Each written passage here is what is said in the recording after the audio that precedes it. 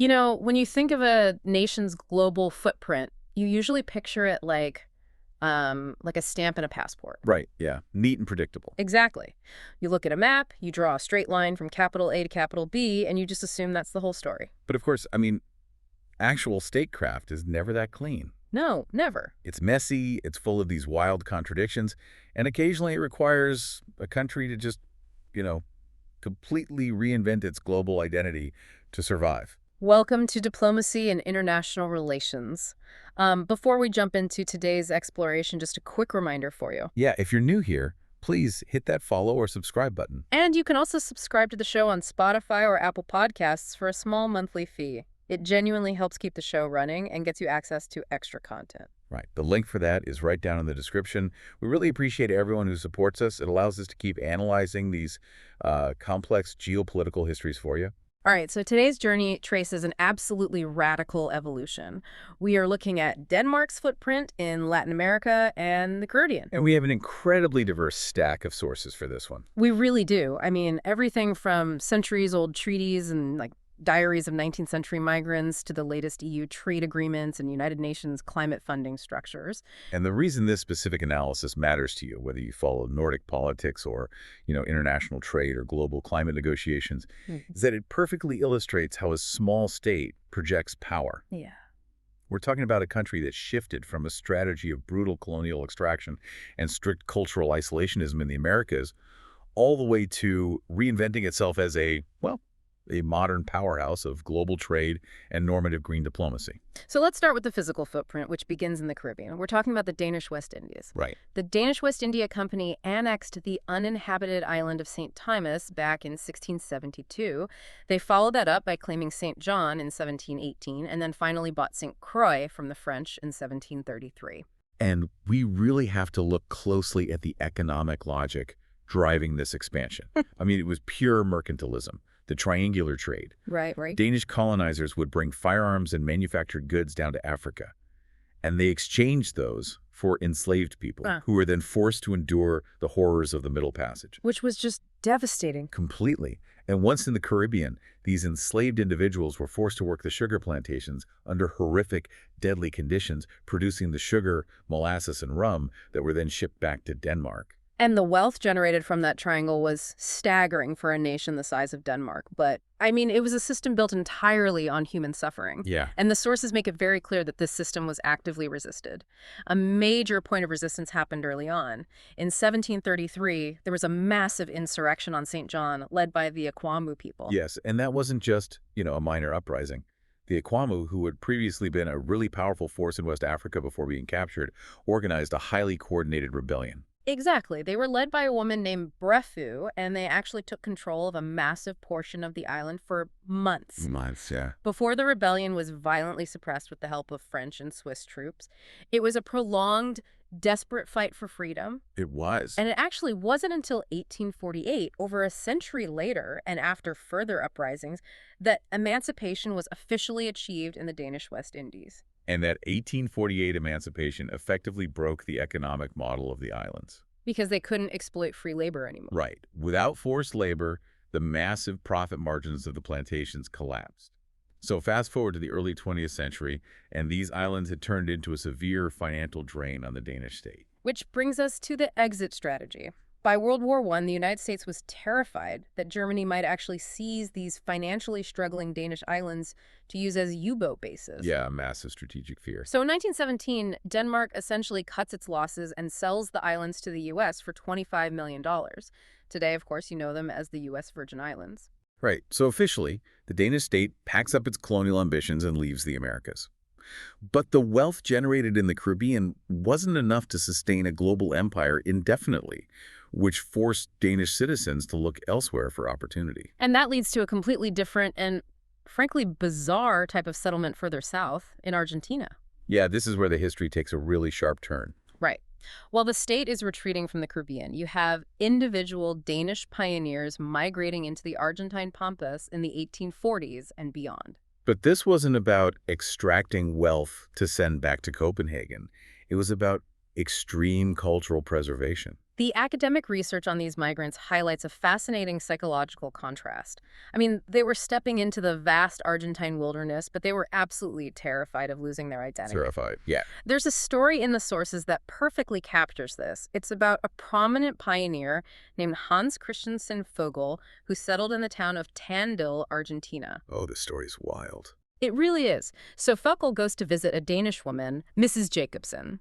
She had apparently left her Danish husband and was living in a very simple dirt hut with an Argentine gaucho. Yeah. The sources paint a very vivid picture, like she's living on a makeshift sofa made of sticks covered with a raw cow skin. And when Vogel arrives, she bursts into tears and begs him to speak to her in Danish. And his reaction is just entirely devoid of empathy. It's brutal. He refuses to speak his native tongue. He replies to her in Spanish, basically telling her, I will no longer speak Danish to you because I no longer recognize you as my countrywoman. Just incredibly cold. You aren't worthy of being addressed in the language of my motherland. I mean, wow. That interaction is the textbook definition of what academics in your sources call the survival manual in the wilderness mentality. Right. These Danish migrants were geographically in South America, but mentally they were building a fortress. They deliberately isolated themselves. They built their own Lutheran churches, right? Yeah, they built churches, they held highly structured traditional Sommerfesten or summer feasts, and they practically forbade marrying outside the community. But why, though? Why travel across the globe just to lock yourself in a cultural bubble? Because they viewed the local Argentine environment, the gaucho lifestyle, as a low culture. They genuinely believed that if they didn't build a rigid wall around their perceived Danish efficiency, their faith, and their agricultural traditions, they would be swallowed up by the wilderness. They'd lose everything that made them civilized in their eyes. Exactly. Okay, wait, I need to stop you here because I'm struggling to connect the dots. Okay, sure. So we have a history of brutal state-sponsored colonial extraction in the Caribbean on one hand, and on the other, we have these strict, snobbish cultural fortresses in Argentina where they won't even speak Danish to someone who lives in a dirt hut. Right. How does a country with that specific historical starting point in the Americas pivot to the friendly, cooperative, hyper-integrated diplomatic relations we see today? Like, what actually caused that mindset to change? Well, that is the essential question of modern Danish foreign policy. And to understand the why, you really have to look at the brutal geopolitical reality Denmark faced back home in Europe. You mean losing territory? Exactly. In 1864, Denmark suffered a devastating military defeat to Prussia and Austria. They lost the duchies of Schleswig and Holstein. Which was, what, almost a third of their landmass? Yeah, roughly a third. Combine that with eventually selling the West Indies, and the Danish state had to face a hard truth. They could no longer compete as a military or colonial power. So hard power and isolationism equaled death for a small nation. Precisely. They realized that to survive, they had to make themselves useful to the global system. They had to pivot to what international relations scholars call soft power and normative influence. They needed a web of treaties. Right, treaties and trade to guarantee their sovereignty. Right. And we actually see the seeds of this planted very early on.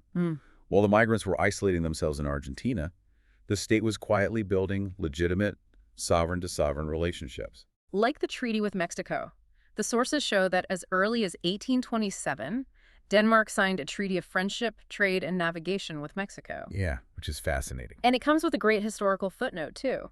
The first known Dane to visit Mexico wasn't a 19th century diplomat. It was way back in 1542. Oh, right, Brother Jacob. Yeah.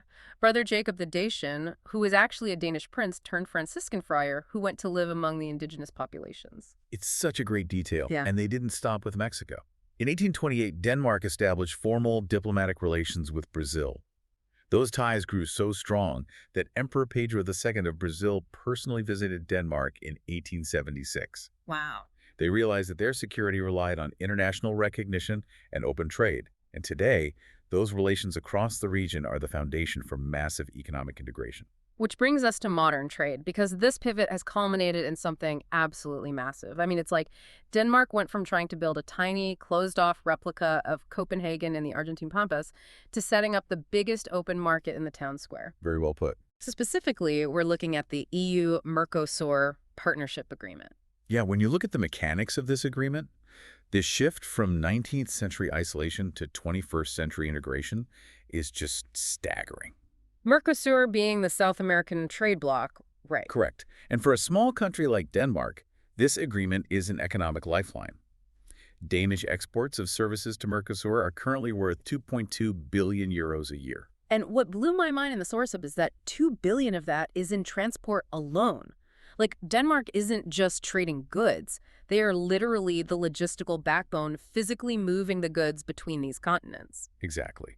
And the agreement aggressively cuts the red tape that usually chokes international commerce. It simplifies customs, makes certifying products much easier. But wait, I want to clarify who actually benefits from this, because usually when we talk about billion-euro trade deals, it's really easy to assume it's just giant multinational shipping conglomerates reaping all the rewards. Right, that's the common assumption. But the sources highlight that 84% of all Danish exporters are actually small and medium-sized businesses. That is a critical point.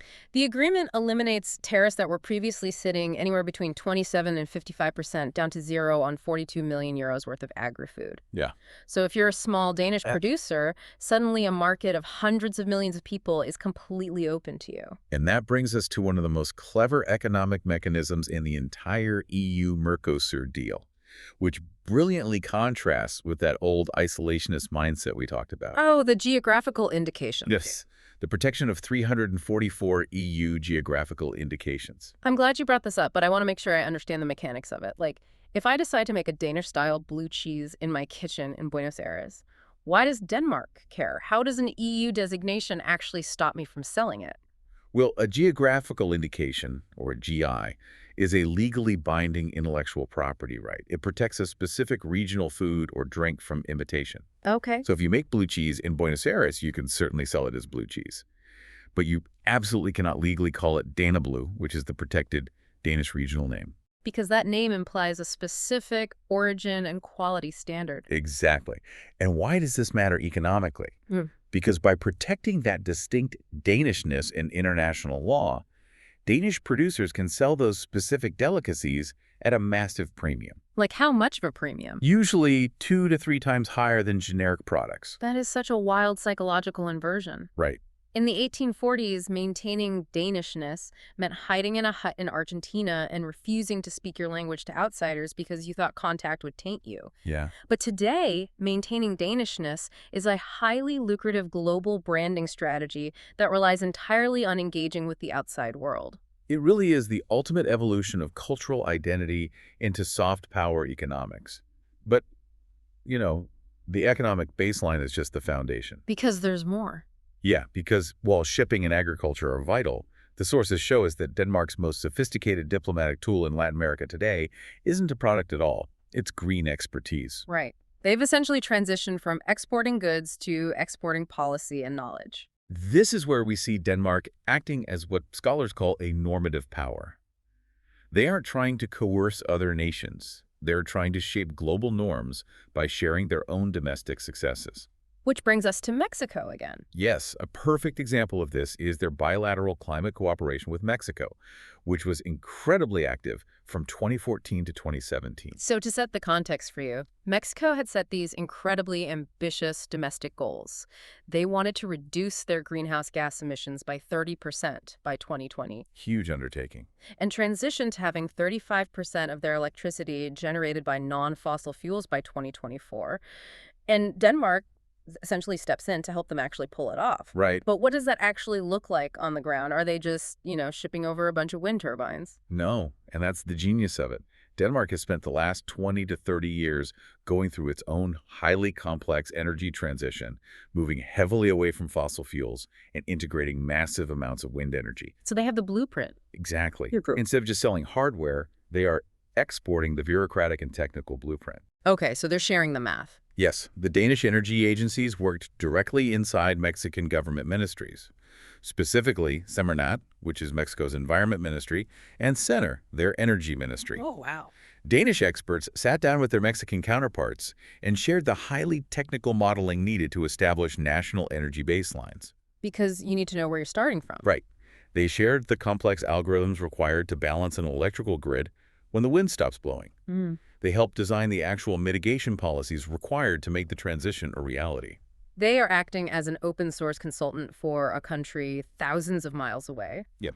And it doesn't stop with bilateral one-on-one agreements like the one with Mexico. Mm. The sources show they are scaling this up to the international level. This is the most recent development. Yeah, just recently, in July 2024, Denmark contributed 730,000 US dollars, which is about 5 million Danish kroner, to the United Nations Development Program. And this is a really surgical use of diplomatic funding. That money is earmarked specifically to support ALS. Which stands for the Independent Association of Latin America and the Caribbean. It's a coalition of 7 countries: Chile, Colombia, Costa Rica, Guatemala, Honduras, Panama, and Peru. Right. But, I mean, what exactly does a $730,000 grant actually buy for 7 whole countries? It doesn't sound like enough to build a power plant. Well, it's not for infrastructure. It's for leverage. Huh. The money funds something called the Progressive Platforms Project. You have to understand the brutal reality of major UN climate summits, specifically the UNFCCC, the UN Framework Convention on Climate Change. Right, these are the massive global negotiations where treaties like the Paris Agreement are hammered out. Exactly. And in those rooms, it's a David versus Goliath scenario. Large polluting nations or massive economies show up with delegations of 100 people. Backed by armies of policy analysts and real-time economic modeling, I imagine. Absolutely. While smaller or developing nations often show up with 3 exhausted negotiators who simply do not have the logistical capacity to counter the arguments of the superpowers. So they just get steamrolled. They get completely drowned out. Yeah. So Denmark's funding through the Progressive Platforms Project pays for the logistical capacity, the high-level advisory services, and the policy strength that these 7 Latin American nations need. That's incredible. Denmark is literally paying to ensure that smaller, progressive nations have the substantive assistance required to go toe-to-toe with major polluters and fight for highly ambitious climate treaties. That is fascinating. Denmark realized that their ultimate security against climate change isn't just about putting more solar panels on roofs in Copenhagen. No, it's way bigger than that. Their true power is acting as an amplifier. They are financing the negotiation power of an entire coalition of Latin American states to ensure those countries have a louder voice on the global stage. It represents a total reinvention of how a nation views its role in the world. I mean, think about the arc we've traced for you today. It's a long journey. We began in the 1600s in the Caribbean with the brutal state-sponsored mechanics of the triangular trade, a system purely designed to extract wealth through human suffering. We then looked at the Argentine pampas in the 1800s, where Danish migrants built rigid cultural fortresses, utterly terrified of engaging with the local environment. And from those highly problematic, incredibly isolated origins, we arrive at a completely different modern reality. A total 180. We see billion-euro transport agreements seamlessly connecting the continents, where cultural identity is used for premium branding rather than isolation. Exactly. And we see a small Nordic nation literally funding the diplomatic muscle of 7 Latin American countries to fight for global climate action. It really is one of the most profound geopolitical transformations you can study. And as we wrap up, it leaves us with a totally different question to ponder. Okay, what's that? Well, as the devastating impacts of climate change continue to reshape the map, will this kind of green diplomacy become the new currency of global power? Oh, that's really interesting. Right, are countries like Denmark quietly securing the geopolitical loyalty of the global south, not with gunboats or colonial extraction, but by handing over the blueprints for green survival? It makes you wonder if being the world's most helpful consultant is actually the most aggressive strategy for long-term survival. It completely reframes how we think about what makes a country powerful in the 21st century. It really does. Thank you so much for joining us on this exploration of the sources today. If you enjoyed the conversation and want to help us keep doing this, please remember to follow the podcast and rate us 5 stars so we can reach even more people. We really appreciate it. We'll catch you next time on Diplomacy and International Relations.